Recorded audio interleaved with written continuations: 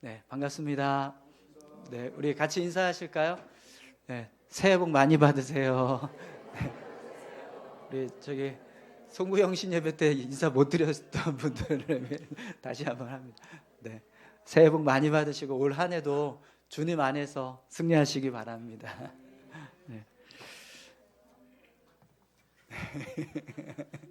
네. 어, 새해 첫 예배를 드립니다. 오늘부터 시작해서 52주 주일 예배와 또 52주 수요 예배 그리고 한 300일 정도의 이제 새벽 예배, 벌써 이제 6일이 지났으니까 네, 한 300일 정도의 새벽 예배가 드려질 것 같습니다.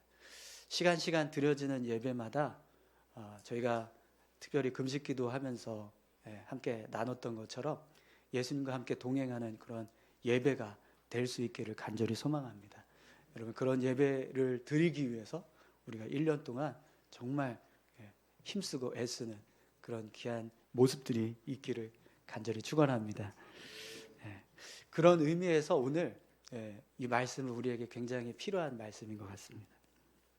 사도행전 20장 6절에서 12절 말씀을 가지고 위로를 받았더라라는 말씀으로 같이 함께 은혜를 나누겠습니다.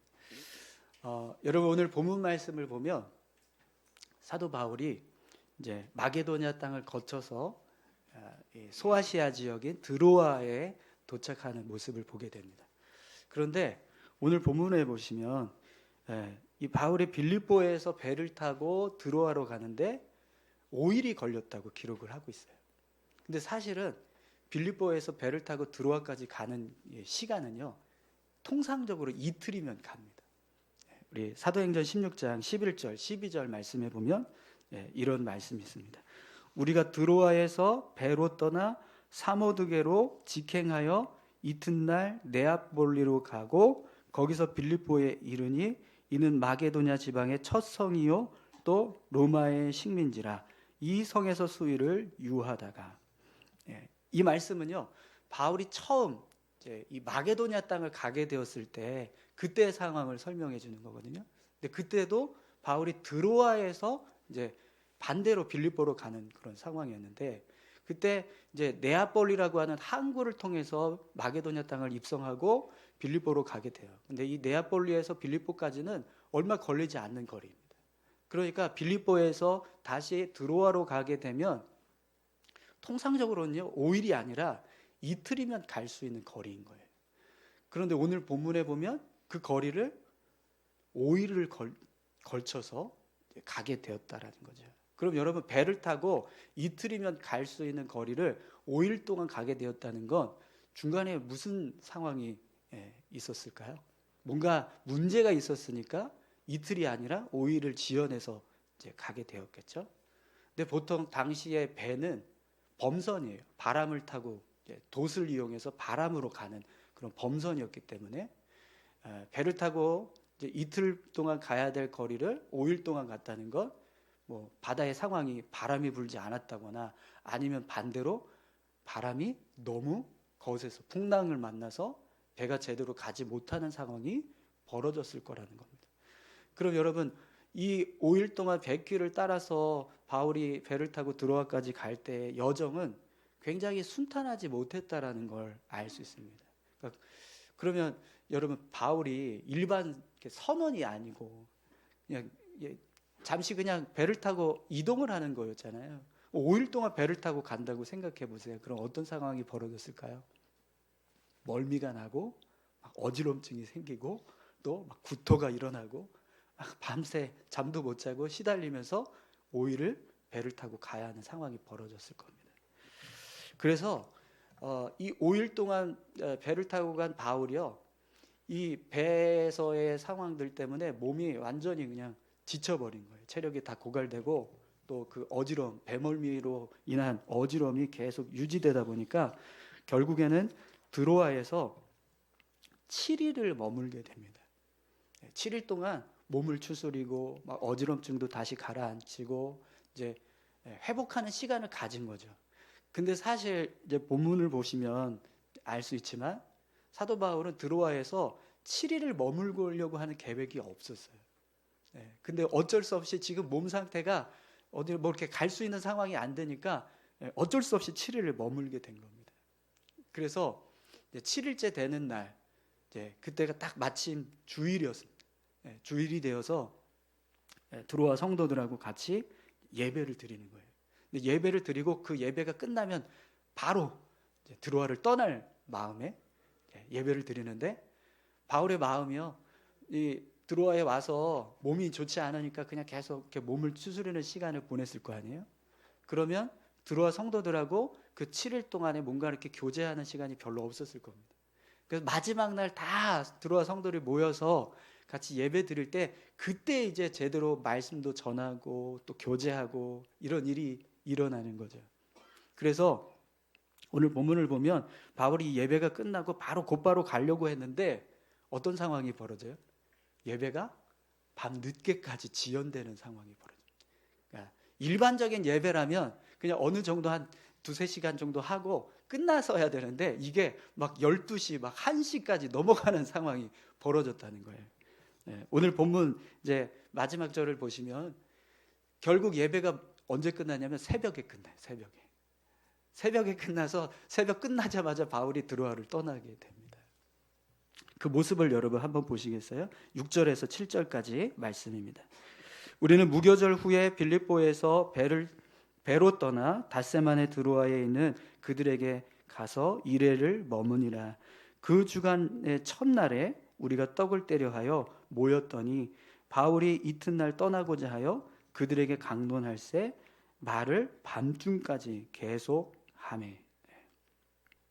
바울이요, 예배를 드리는데 말을 밤중까지 계속했다고 되어 있습니다. 오늘 본문에 보면 강론할세라고 하는 이제 표현이 나오는데, 근데 여러분, 이 강론할세라고 하는 표현은 그냥 일방적인 설교를 의미하는 게 아니고요, 토론하다, 대화하다, 논의하다 이런 뜻을 가지고 있어요.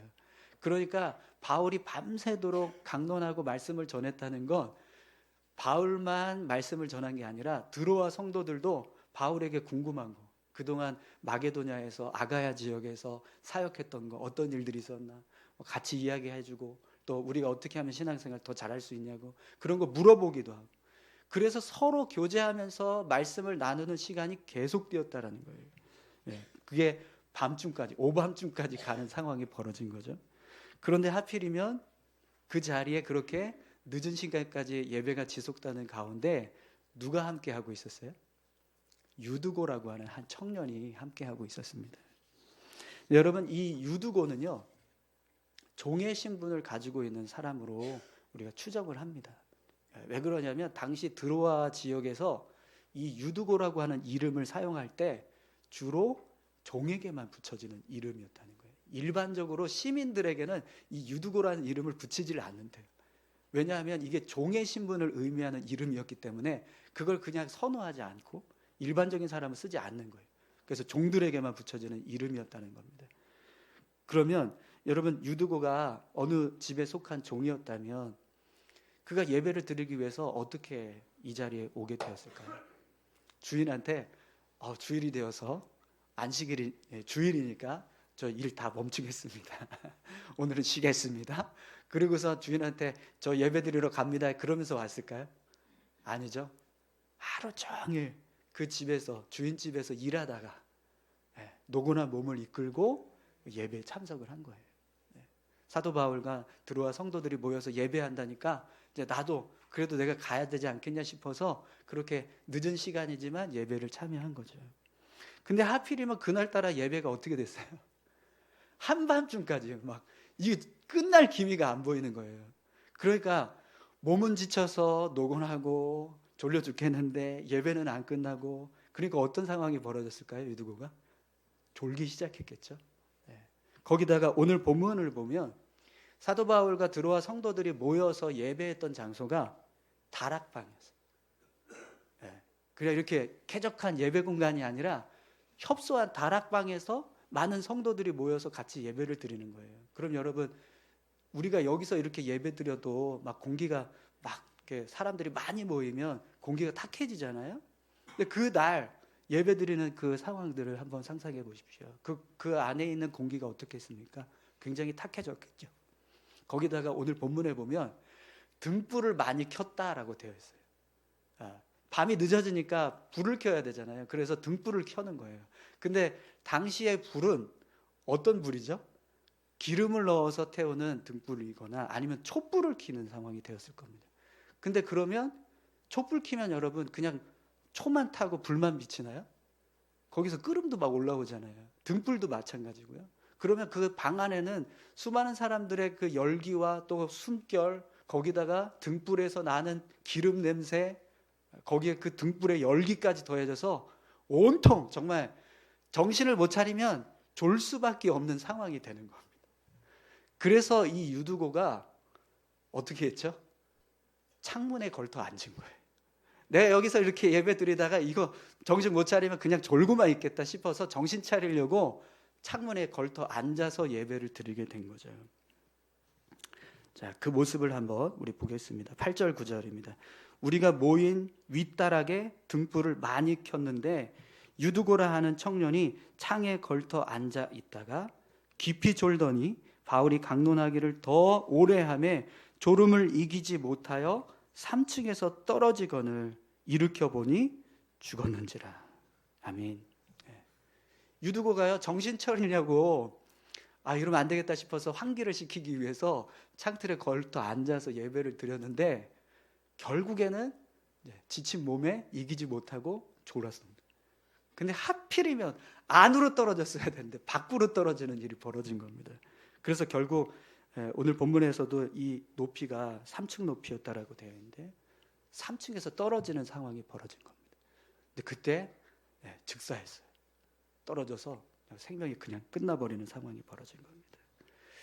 여러분, 지금 이 상황을 한번 상상해 보세요. 이 순간 어떤 상황이 벌어졌을까요? 바울이 자기 일정을 강행하려고 막 늦은 시간이 되도록 예배를 끝나지 못하고 계속 말씀을 전하고 있고 또 들어와 성도들도 바울과 떠나는 게 너무 아쉽다고 해서 막 계속 질문하는 거예요. 이거 알려달라고 저거 알려달라고. 그래서 예배가 계속 지연이 되는 상황이 벌어지고 있었어요. 근데 갑자기 한 성도가 졸다가 창밖으로 떨어져서 죽었어요. 그럼 여러분 그 예배의 상황이 어떻게 되었을까요? 삽시간에 말씀으로 인해서 은혜 받았던 거 다 정말 다 사라져 버리고 이거 어떡하냐 막 난리가 났을 겁니다. 그저 죽은 유두고를 바라보면서 어떻게 하냐고 이 죽은 유두고를 어떻게 하냐고 막 난리 쳤을 거예요. 어떤 성도들 유두고를 사랑했던 그런 성도들은 막 울면서 아이고 우리 성도 죽었다고 그러면서 막 애타게 막 목 놓아 울고 막 그런 상황이 벌어졌을 거라는 거죠. 그래서 여러분 오늘 본문을 보면 실제로 이 드로아 성도들이 유두고의 죽음을 보고 막 난리가 났어요. 막 요동치면서 소란이 일어났습니다. 그래서 바울이요 그때 뭐라고 말하냐면 떠들지 말라 이렇게 소리를 칩니다. 여러분 10절 말씀을 한번 보세요. 바울이 내려가서 그 위에 엎드려 그 몸을 안고 말하되 떠들지 말라 생명이 그에게 있다 하고. 아멘. 여러분 떠들지 말라라고 하는 이 말씀의 의미는요 당시에 이 갑작스럽게 생긴 이 사고 때문에 드로아 성도들이 막 요동을 친 거예요. 난리가 난 겁니다. 막 울고붓고 그런 상황이 벌어진 거죠. 그래서 바울이 진정하라, 동요하지 말라, 정신 차리라고 이렇게 호통을 친 상황인 겁니다. 자, 그런데 여러분 오늘 본문을 보니까 바울이 드로아 성도들에게 이렇게 떠들지 말라라고 외친 진짜 이유가 있었어요. 바울이 유두고가 죽었다는 사실을 알고 바로 유두고에게 달려가서 엎드렸습니다. 온몸을 유두고 몸에 엎드려서 그 몸을 안았어요. 그런데 그때 유두고의 생명이 느껴지는 상황이 생긴 겁니다. 여러분 지금 이 유두고가 생명을 다시 회복하는 이 상황은요 하나님께서 죽은 자를 다시 살리시는 기적의 순간이에요. 왜 그러냐면 어떤 사람들은 유두고가 3층에서 떨어졌지만 죽은 게 아니라 그냥 정신을 잃은 상태였을 것이다 이렇게 이야기하는 사람도 있었어요. 그래서 사도 바울이 안고 이렇게 막 정신 차리려고 깨우니까 그때 정신을 차렸다 이렇게 이제 해석하는 사람도 있는데 여러분 9절에 보면 유두고의 상태를 뭐라고 기록하고 있어요? 죽었는지라 이렇게 기록하고 있어요. 그죠? 네, 죽었는지라. 여러분 죽었는지라라고 하는 이 표현을 헬라어로 뭐라고 썼냐면 네크로스라고 하는 단어를 쓰고 있습니다. 근데 이 뜻이 뭐냐면 시체가 되다, 죽음이 되다, 죽은 것 같이 되다, 이게 아니라 시체가 되었다. 근데 여러분 사도행전을 기록한 사람이 사실 사도 바울이 아니라 사도 바울의 제자인 누가예요. 근데 누가가 직업이 뭐였냐면 의사예요, 의사. 그럼 여러분 의사인 누가가 사도행전을 기록할 때 지금 이 유두고의 죽음의 장면을 보고 네크로스라고 하는 단어를 썼다는 건 그의 소견에는 유두고가 어떤 상태였다는 거예요? 죽었다는 거를 판결한 거예요. 판명한 거예요. 사망 선고를 내린 거가 똑같은 거예요.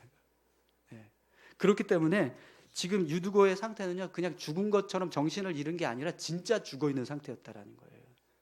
그런데 바울이 유두고의 몸에 엎드려서 그 몸을 안고 일으켜 세우려고 하니까 그때 다시 하나님께서 유두고의 생명을 불어넣어 주셨어요.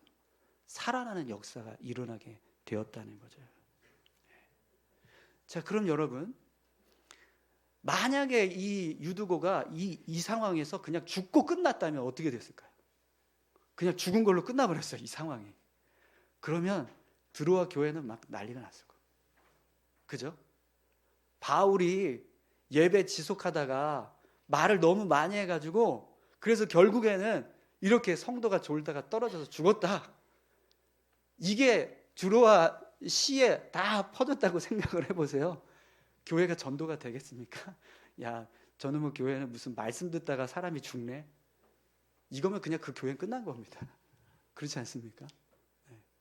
거기다가 드로아 성도들도요, 괜히 바울에게 막 이야기하고 질문하고 예배 지연되는데도 자제하지 못하고 계속해서 예배가 연장되도록 했던 그 모습, 성도들끼리 그때 누가 제일 많이 질문했어? 누가 제일 많이 떠들었어? 그 사람 누구야? 서로 불평하는 상황이 벌어질 거예요. 여러분, 만약에 사도 바울이요, 정말 자기 자신의 삶을 하나님께서 온전하게 인도해 주시고 선하게 이끌어 주신다는 사실을 믿지 못하면 이 상황에 뭐라고 이야기했을까요? 하나님께. 하나님, 빌립보에서 드로아까지 가는 여정은 이틀이면 가면 되는데 왜 하필이면 5일 동안 가게 하셔서 결국 이렇게 제가 드로아에서 일정을 막 앞당겨서 막 재촉하다가 이렇게 성도 한 사람이 죽어나가는 상황이 벌어졌어요. 그럼 하나님 저거 어떻게 합니까? 왜 빌립보에서부터 일을 이렇게 꼬이게 하셔서 이런 사단이 나게 하셨습니까? 왜 우리에게 이런 어려운 상황을 겪게 하셔서 저를 난처하게 하셨나요? 이런 원망과 불평을 할 수 있지 않겠습니까? 그죠? 그런데 여러분, 하나님은 선하신 분이십니다. 아멘이신가요? 그래서 하나님께서 어떤 일을 하셨어요? 유두고의 생명을 살려주셨습니다. 하나님은요, 우리의 삶이 이렇게 그냥 불평하고 원망하고 불신앙하는 모습으로 끝나기를 원하지 않으세요. 그래서 하나님께서 유두고의 생명을 살려주신 거예요. 그때의 상황을 한번 상상해 보십시오. 유두고가 살아났을 때 그때의 상황에 요동치던 성도들의 그 요동은 다 사라지고 감사로 바뀌게 되었을 거예요. 또 사도 바울에 대한 원망, 왜 예배를 이렇게 지연시켰냐, 왜 이렇게 말을 많이 했냐, 설교를 왜 이렇게 길게 해가지고 이런 상황이 되겠냐, 이런 이야기들이 다 사라졌을 거예요. 뿐만 아니라 여러분, 하나님은요, 유두고의 영혼을 정말 긍휼히 여겼을 거예요. 지친 몸으로 그래도 주님을 만나고자 주님 앞에 예배 드린다고 하니까, 성도들이 같이 바울과 예배한다고 하니까 내가 은혜 받아야지라고 해서 갔던 그 유두고, 근데 그 유두고가 그냥 거기서 졸다가 죽어서 끝나버리면 그건 정말 허망한 인생인 거잖아요. 근데 하나님께서 그 영혼을 긍휼히 여기셔서 다시 살리시는 일을 하셨다라는 거죠. 그래서 여러분 오늘 본문을 보면 유두고가 살아난 이 일로 인해서 드로아 교회의 성도들이 많은 위로를 받게 됩니다. 우리 11절 12절 말씀 함께 보겠습니다. 올라가 떡을 떼어 먹고 오랫동안 곧 날이 새기까지 이야기하고 떠나니라. 사람들이 살아난 청년을 데리고 가서 적지 않게 위로를 받았더라. 아멘. 여러분 본문을 보시면은요, 사도 바울이 결국에는 새벽까지 다 일정 다 마치고 마지막에 떡 떼고 성찬식하고 그리고 끝나서 자기 계획대로 일정대로 떠났어요. 그리고 유두고가 살아났다는 사실을 알고 모든 성도들이요, 그 예배에 참여했던 성도들뿐만 아니라 그 자리에 함께하지 않았던 모든 드로아의 성도들까지도 다 위로받는 일이 일어나게 된 겁니다. 그리고 여러분, 드로아 성도들이 위로를 받았다라는 건 어떤 위로를 받았을까요? 우리가 예수 믿고 믿음의 삶을 살아가는 게 이게 헛된 일이 아니구나. 하나님께서 우리의 삶 가운데 이렇게 역사하고 계시는구나. 우리 삶을 돌보시고 지키시는 은혜를 이렇게 부어주시는구나. 우리가 이렇게 어려운 상황이 되려고 하는 순간이었지만 하나님 우리를 안위하셨구나. 그걸 경험하니까요, 갑자기 찾아온 이 유두고의 죽음은 우리에게 위기가 아니라 은혜의 손길, 위로의 손길이 되었다라는 거예요. 사랑하는 성도 여러분, 때로 우리 삶에 정말 우리가 생각지 못했던 어려운 상황이 찾아올 때가 있습니다. 근데요, 그 상황들이 사실은 알고 보면 우리를 위로하시기 위한 하나님의 손길이 될 수 있다는 사실, 여러분 그걸 기억하시기 바랍니다. 도저히 내 힘으로 할 수 없는 그런 상황인데 그 상황을 하나님께서 은혜 주셔서 해결이 되게 하시는 거예요. 그랬을 때 그 은혜를 경험한 사람은 그 어려운 상황이 불평과 원망의 상황이 아니라 오히려 하나님의 은혜를 경험하는 위로의 순간이 된다는 거죠. 그럼 여러분, 그때 우리가 어떤 모습으로 그 상황을 맞이해야 될까요? 원망하고 불평하고 불신하면서 그렇게 있어야 될까요? 아니죠. 우리 삶에 하나님께서 선하게 일하신다는 사실을 믿고 믿음으로 하나님을 의지해야 합니다. 여러분, 사도 바울이 유두고의 그 죽은 시체 앞에 엎드렸어요. 그 시체를 그냥 끌어안았습니다. 그때 유두고가 다시 살 거라는 걸 사도 바울이 알았을까요? 몰랐을 거예요. 그죠? 근데 사도 바울은 자신의 삶에 역사하시는 하나님께서 생명을 주관하시는 분이라는 사실을 믿고 그냥 유두고를 하나님께 맡겨드린 겁니다. 하나님 살려주십시오. 근데 여러분, 사실 지금 이 상황은 얼마든지 우리가 불평하고 원망할 수 있는 상황들이에요. 그렇지 않습니까? 그 죽어있는 유두고를 볼 때 모든 사람들이 다 원망, 불평을 막 쏟아낼 수 있는 그런 상황인 거예요. 근데 그 상황에서 사도 바울은요, 원망하고 불평하는 게 아니라 하나님을 신뢰하고 하나님 의지하면서 그 유두고를 안았어요. 그때 하나님께서 기적을 일으키시는 일을 하신 거죠. 그래서 여러분, 그 순간에 바울이 어떻게 했습니까? 요동치는 성도들을 향해서 떠들지 말라. 왜 그렇습니까? 그 떠드는 이야기들 속에 어떤 말들이 섞여 있었을까요? 불평하고 원망하고 불신하는 말들이 섞여 있었겠죠. 근데 여러분, 우리 삶에서 주님 역사하시고 어떤 능력을 행하실 때요, 그렇게 우리가 원망하고 불평하고 불신하는 모습으로 서 있으면 하나님 역사하지 않으세요. 하나님을 신뢰하고 의지하는 믿음으로 우리가 서 있을 때 그때 하나님 역사하시거든요. 근데 만약에 계속해서 이 드로아 성도들이 막 떠들면서 막 불신하는 말 계속하고 불평하는 말 계속하고 원망하는 말 계속했다면 절대 유두고는 살아나지 않았을 겁니다. 근데 그 순간에요, 사도 바울이 외쳤어요. 떠들지 마세요. 진정하세요. 그치세요, 말을. 불신하는 말, 불평하는 말, 원망하는 말 그치세요. 여러분, 이스라엘 백성들이 여리고성을 점령할 때 하나님께서 여리고성을 점령하라고 할 때 어떻게 하셨죠? 여리고성을 이렇게 한 바퀴씩 돌라고 하셨잖아요. 그리고 마지막 날에 7바퀴 돌라고. 근데 그때 뭐라고 하나님 명령하셨냐면 여호수아서 6장 10절입니다. 너희는 외치지 말며 너희 음성을 들리게 하지 말며 너희 입에서 아무 말도 내지 말라. 그리하다가 내가 너희에게 명령하여 외치라 하는 날에 외칠지니라. 하나님께서 이스라엘 백성들에게 성을 돌 때 아무 말도 하지 말라. 조용히 그냥 성만 돌라고 그렇게 명령을 하십니다. 그럼 여러분, 왜 하나님께서 이스라엘 백성들에게 말하지 말라 그렇게 명령을 하셨을까요? 이스라엘 백성들이 이 여리고성을 점령하는 사건은요, 온전히 하나님의 능력을 통한 기적의 역사예요. 그죠?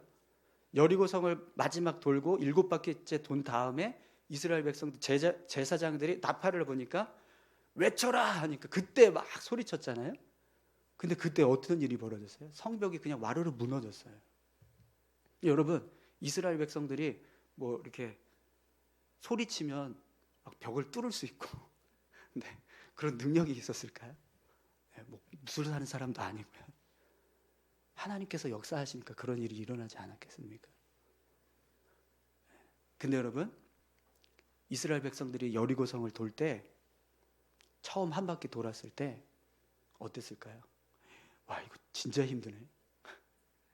여리고성이 그냥 뭐 이렇게 뭐 대충 돌면 그냥 몇 시간 돌 수 있는 그런 상황이 아니에요, 여러분. 하루 종일 돌아야 되는 그런 성이거든요. 근데 200만 명대 광야를 통과해 가던 이스라엘 백성들이 200만 명이 그 여리고성을 몇 시간을 걸려서 돌았어요. 그리고 하루 첫날 돌았을 때 어떤 상황이 벌어졌을까요? 야, 이거 진짜 힘드네. 이거 우리 내일도 해야 돼? 네. 어떤 분은 아이고 저 80 먹은 노인네 이거 어떻게 걸어? 저 노인네 어떻게 걸어? 누가 업고 다녀야 되는데 업을 수도 없고 저 어린애는 무슨 죄가 있다고 이걸 하루 종일 돌르라고 하실까? 야, 우리 내일도 또 돌아야 돼요? 이튿날, 3일, 4일? 아니 지금 여리고성 이렇게 돌다가 여리고성에서 누가 돌이라도 던지면 화살이라도 쏘면 우리 그냥 무방비 상태로 다 죽는 건데 이거 계속 해야 됩니까? 언제까지 이거 해야 됩니까? 불평하고 의심하는 거예요. 마지막 날 돌 때 7번 돌 때는요 진짜 죽을 것 같았을 겁니다. 몇 시간 걸려야지 도는 그 거리를 7번을 돌았다고 생각해보면 하루 종일 돈 거예요. 밤새까지 돈 거예요. 네. 그때 이스라엘 백성들의 상황을 생각해 보세요.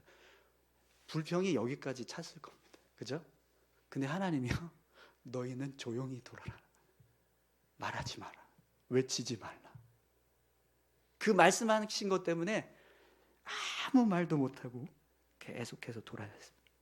근데 마지막 바퀴를 돌고 제사장이 나팔을 부는 순간 하나님께서 왜 우리에게 조용히 돌라고 말씀하셨는가, 그 이유를 직접 목격하게 됩니다.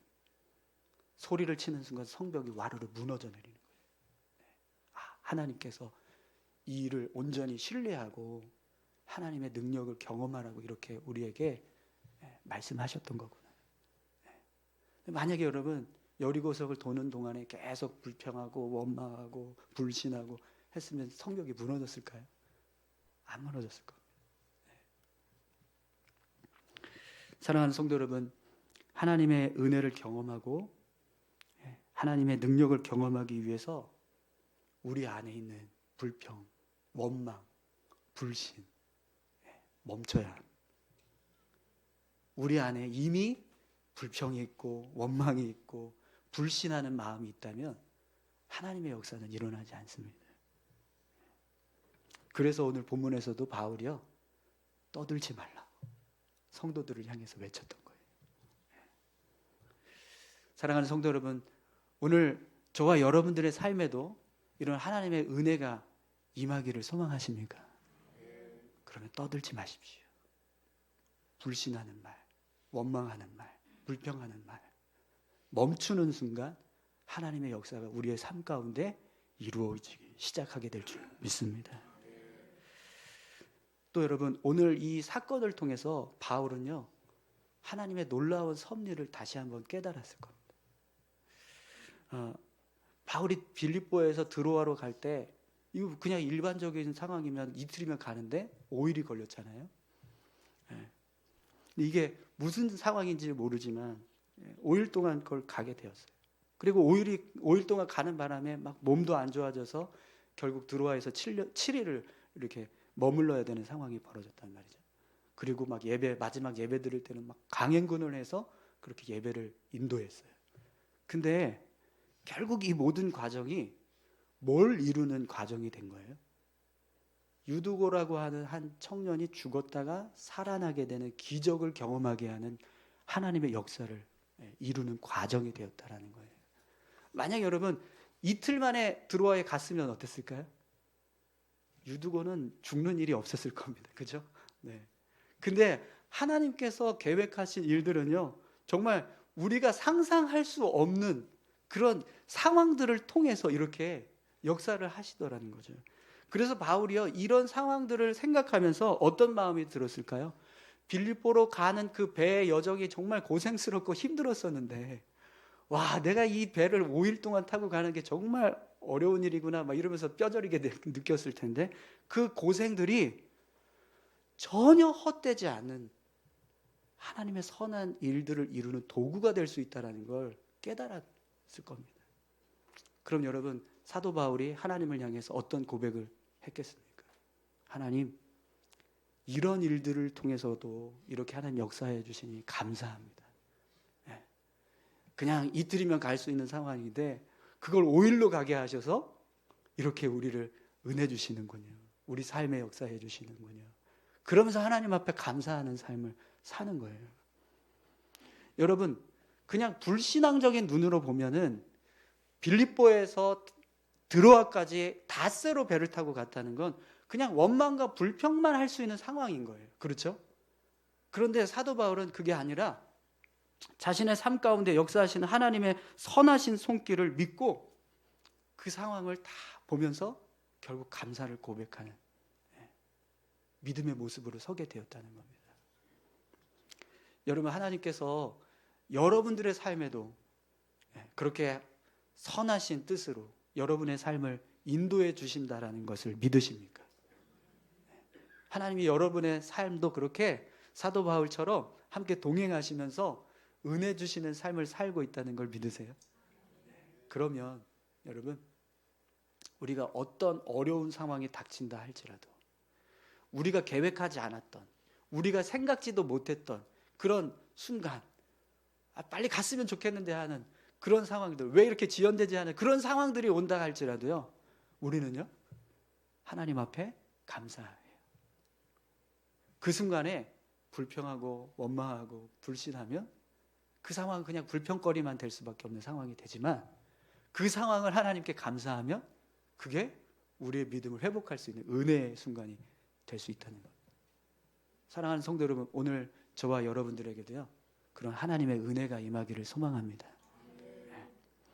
올 한 해 우리가 살아가는 모든 삶에서 여러분, 정말 불평하고 원망하고 불신하는 그런 말을 내기보다 하나님을 신뢰하고 의지하는 믿음의 고백을 하시고, 또 어떤 상황에서도 감사할 수 있는 그런 삶을 살 수 있기를 간절히 소망합니다. 우리 같이 함께 찬양하실까요?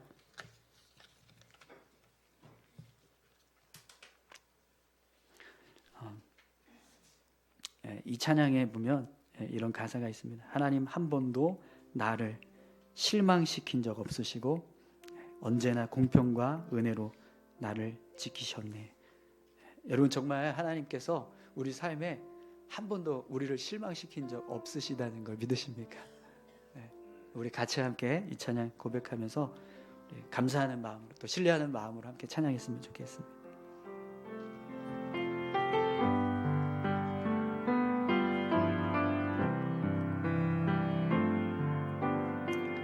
하나님 한 번도 나를 실망시킨 적 없으시고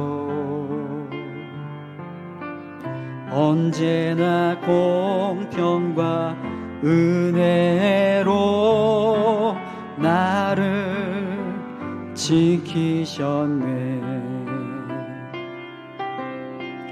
오 신실하신 주, 오 신실하신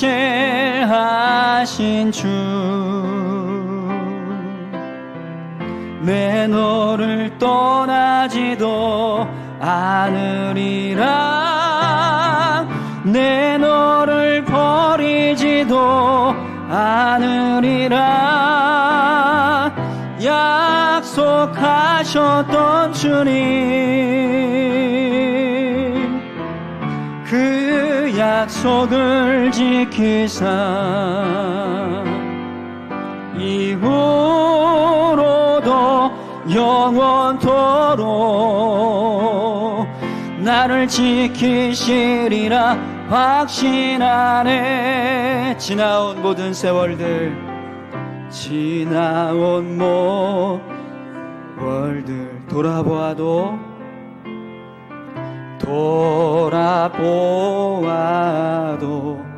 그 어느 것 하나, 그 어느 것 하나 주의 손길 안 미친 것 전혀 없네. 오 신실하신 주, 오 신실하신 주, 오 신실하신 주, 내 너를 떠나지도 않으리라. 내 너를 버리지도 않으리라. 약속하셨던 주님, 그 약속을 지키사 이후로도 영원토록 나를 지키시리라 확신하네. 오 신실하신 주, 오 신실하신, 여러분 하나님 신실하심을 믿으십니까? 하나님께서 우리의 삶 가운데 항상 함께 하신다는 것을 믿으십니까?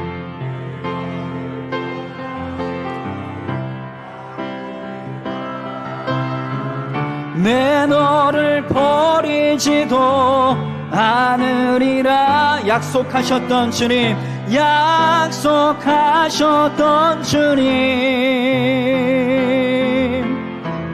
그 약속을 지키사 이후로도 영원토록 너를 지키시리라 확신하네.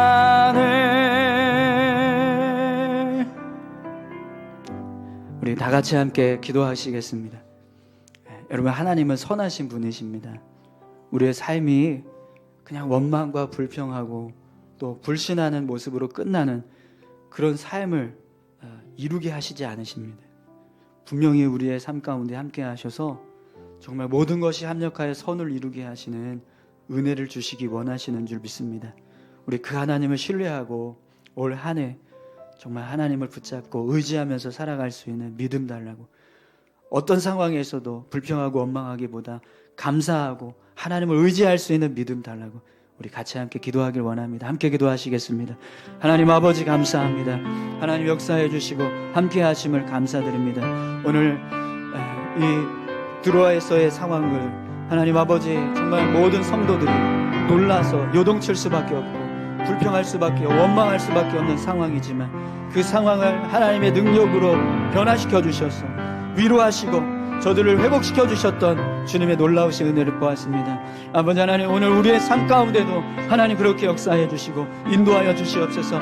우리가 삶을 살아갈 때 오늘 사도 바울이 겪은 것처럼, 드로아 성도들이 겪은 것처럼, 유두보가 겪은 것처럼 우리 삶 가운데 정말 예기치 못했던 어려움들, 상황들이 벌어지고 그런 순간순간마다 하나님, 우리가 원망하고 불평하고 불신하는 모습으로 서지 않게 하시고 하나님을 의지하고 하나님 믿음으로 나아가게 하여 주시옵소서. 하나님 앞에 감사하고 기뻐하면서 하나님을 붙잡을 수 있는 우리의 믿음의 삶이 될 수 있도록 주님 인도해 주시옵소서.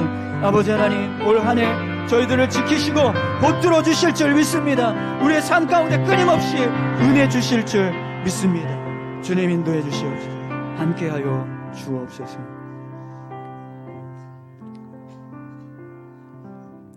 하나님, 한 번도 우리를 실망시킨 적 없으신 분임을 믿습니다. 그 하나님의 선하신 뜻을 의지하며 믿음의 삶을 살아가는 저희들 되게 하여 주옵소서. 때로는 예기치 못했던 어려움이 찾아오기도 합니다. 정말 예상하지 않았던, 계획하지 않았던 일들이 우리의 삶 가운데 올 때 우리가 낙심하고 좌절할 수밖에 없습니다. 그럼에도 불구하고 그 상황을 믿음으로 하나님께 맡기고 하나님을 의지했을 때 하나님께서 문제들을 해결해 주시는 은혜를 허락해 주실 줄 믿습니다. 하나님, 그런 놀라운 역사들을 우리의 삶 가운데 올 한 해 끊임없이 이루어지게 하셔서 우리가 날마다 주님께 감사하며 날마다 하나님을 의지하고 신뢰하며 살아갈 수 있는 믿음의 삶이 될 수 있도록 인도해 주시옵소서. 감사드립니다. 예수님의 이름으로 기도합니다. 아멘.